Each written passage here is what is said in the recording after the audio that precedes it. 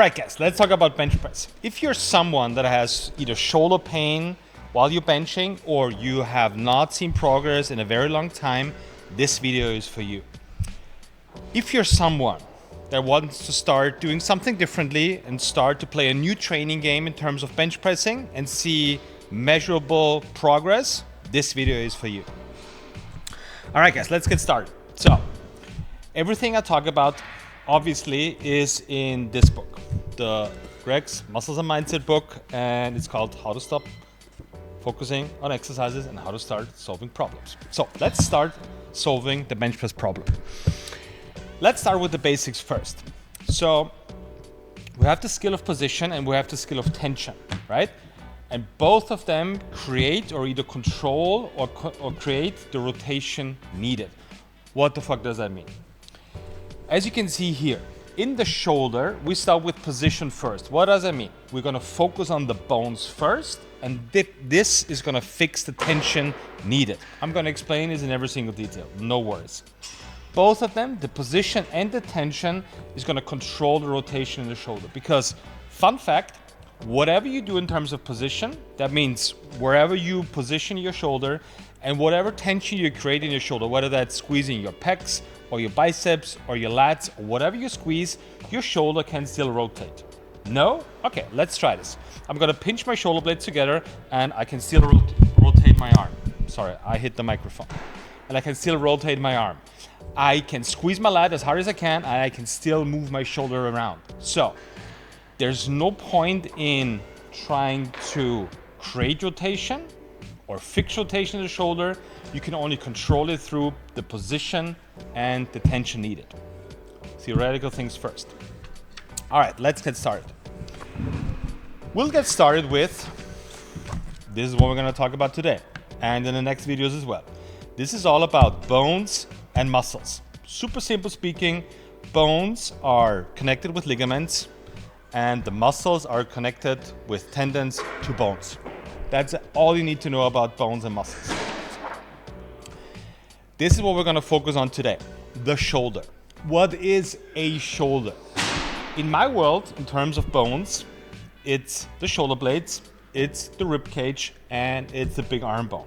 So those three bones, the interplay between those three bones are gonna define what your shoulder position is gonna look like.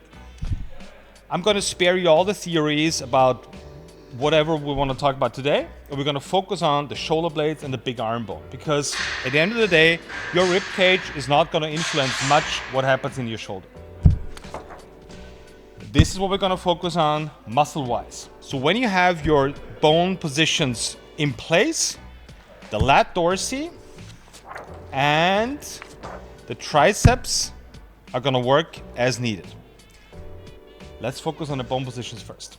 As you can see here, there's three shoulder positions. You can push your shoulder blades forward, you can drag them backwards, so pinch them together, and you can keep them neutral, which is literally in between forward and backward. All right, the only thing we need to focus on in the bench press is, with the barbell, is you gotta pinch your shoulder blades together and press your shoulder blades down. This is the exact position that your shoulder blade needs throughout the whole movement. So, keep them squeezed together, keep them down, and all you're gonna do is just extend your arms. The only thing we wanna avoid is this. Once it gets either heavy or stuff's not working as it's supposed to be, everybody's trying to get their shoulder blades out and press with their shoulder. That's the only thing we wanna avoid, right?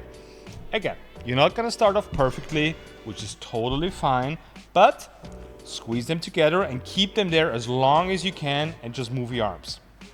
The base of a bench press, and I'm gonna destroy a lot of happy myths out there, is not the chest. The bench is not a chest exercise. The bench is actually a triceps exercise. So that means once you squeeze your shoulder blades together and they stay there, that means your lat dorsi is gonna be locked in, and all you can do now is press with your triceps from your chest above. Yes, obviously your chest is working, but it's gonna stay in that isometric position, as you can see on my chest, and you're just gonna move your arm. As soon as you would eccentrically, that means shorten your pec, that means your shoulder is gonna come forward. Why is that such a problem, Greg? Because once you push your shoulder forward, that means your shoulder blades are gonna go to the outside. Your lat dorsi is gonna turn off. And that's a major issue because you need that lat to kind of pull that shoulder blades together. All right. That means I'm gonna grab my bombastic barbell bench blueprint here. On the next 2 pages, everything that I've just talked about is summed up. Here's me doing bench presses, and here's my start position, and here's my finish position. In my start position, as we've talked about before, I can actually write on here, this is super cool. In my start position, my shoulder blade are gonna be pinched back and down, right? You can still pinch back and lift them up. That's not what we want. We want them to be pinched back and pushed down, so the lat can actually hold them together. Okay, this is the first step you're gonna do in your setup. In between, nothing's gonna change. You're gonna keep the shoulder blades there. In the finish position, your shoulder blades are still gonna be pinched in. So as I've told you before, there's no change in position in your bench press from the start position to your finish position in terms of your shoulder blades. That's all you need to know about the bone and the shoulder blades. Now, there's something else we need to pay attention to. And if I have to put a number to it, the shoulder blades are about 80% and the elbows, this right here, is gonna be about 20%. So 80% focus on the shoulder blades and 20% on the elbow. So what are we gonna do with the elbow? So in your start position, that means your elbow has to be as far out as you can. As you can see here, my elbows are roughly at 90 degrees and out. So I don't wanna start too narrow on the bench press, right? In the finish position, I want those elbows to go from the outside towards the inside, right? This is out and this is in. And this is all your elbow is gonna do. Start from the outside and finish on the inside. If you do those things, that will mean 100% guaranteed progress in your bench press, right? So it's not gonna be perfect in the beginning, especially if you go to like challenging weights. That means your 3 rep max, for example. So your shoulder blades want to move out as soon as it gets heavy. Well, that's where you come in. So you have to find that threshold between, okay, I wanna move a lot of weight, but still keep my shoulder blade pinched together, right? If you do this, progress is 100% guaranteed. What about the muscles being involved? So this is just another fancy view of shoulder blades in, shoulder blades stay in, elbows start from the outside, and shoulder blades go towards the inside. If you do this, your tricep, the one that we're focusing on, or actually the one that we want to use the most for the concentric portion, for the pressing up, is gonna work like crazy. Exactly. That's all you need to know about the bench press. I have certain rules how to win stuff 100%. The first one is, it's called win the last rep. That means if you do, for example, 5 reps, your last one has to look exactly like I've described before. That means I don't care how perfect your first one looks, I care about how your last one looks, right? And there's a threshold that we want to work in. So it doesn't mean just because your shoulder blades are gonna go out like a centimeter, like that's totally fine. We're not living in a picture perfect world, but you have to know, okay, this is a set rule, shoulder blades being pinched together, and I should deviate from it as little as possible, right? So this is win the last rep. Ping pong means this had a lot to do with how much weight or reps I should use.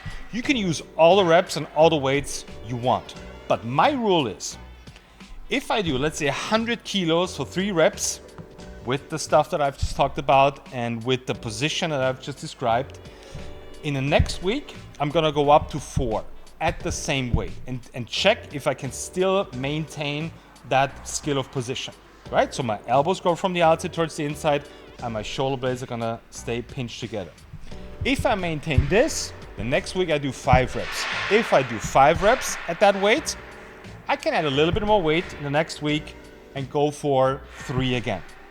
So that's your measuring tool it's your own measuring tool. Then that's super important. You're the captain of your progress ship. That means you don't need a coach or an Excel sheet to decide if your bench press looks good or if you hit a certain percentage. The skill of position, the skill of tension is going to decide if your bench is going to go up, and you're going to be the one who can decide if it's actually there. And that's great. Super cool. The last one it's called pump and dump. So typically when you bench and you roll either your shoulders forward or your shoulder blades are going to go to the outside, you're going to feel like your neck cramping up. That means a lot of pump in the neck area or in your shoulder. That's what happens when you press with your shoulder, like the front part of it and your neck, and not with your backside with your triceps. So a very good tool that you can actually feel of if you're winning the bench press is if you have less tension in your neck, front delt, and generally in your shoulder than last week, and more tension, that means you feel your triceps working more, right? That's something that a coach can barely see, but that's totally up to you. So you can decide if you're on that winning route or not. And last but not least, I've decided, well, this is all good in theory, but we have to practice this like crazy. So I've developed 2 templates. It's called the Bombastic Bench Blueprint. There's a 1 and a 2, where you have exactly the exercise I use with all the videos in there. Combine those templates with the knowledge from in here and the video that we just made, and guess what? You're gonna see progress in your bench press. Let me know what you think about that video.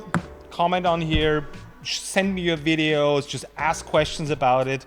I'd love to answer them for you, because at the end of the day, we wanna stop focusing on exercises and start solving problems. All right, we need the lat dorsi to help the shoulder blades stay in the right position. Why is that important? Because as you can see, the lat dorsi attaches on the humerus, on the big arm bone here, and on your spine, and all the way down, like the rib cage, and all the way down to your pelvis. So that means whenever your shoulder blades are going from in to out, that means you're gonna lose tension in your lat dorsi, right? Because and it's also attached on the scapula, on the shoulder blade. So once you push your shoulder forward, that means you're gonna have less tension in your lats. So that's why that pinched in shoulder blades in position is so important to get your lats going. And to have a wider back, which is not aesthetically unpleasing, to be honest, all right? So that means when I lower the bar, this is where I need my back to stabilize. So I pinch my shoulders back, I stay there. And now the lat is gonna actually help me lower and decelerate the weight down. You can't decelerate weight with your shoulder or any other small muscle, right? So that's what we need the lat dorsi for. And that's what we need to pinch your shoulder blades together and keep them down throughout the whole process of bench pressing. If you like the stuff that I talk about, well, guess what? I've created a school community. It's called the Greg's Traveling Circus. The link is in the description. It's free to join, because I think it's really important that I start educating people on how to actually learn the skill of position and the skill of tension for getting measurable results.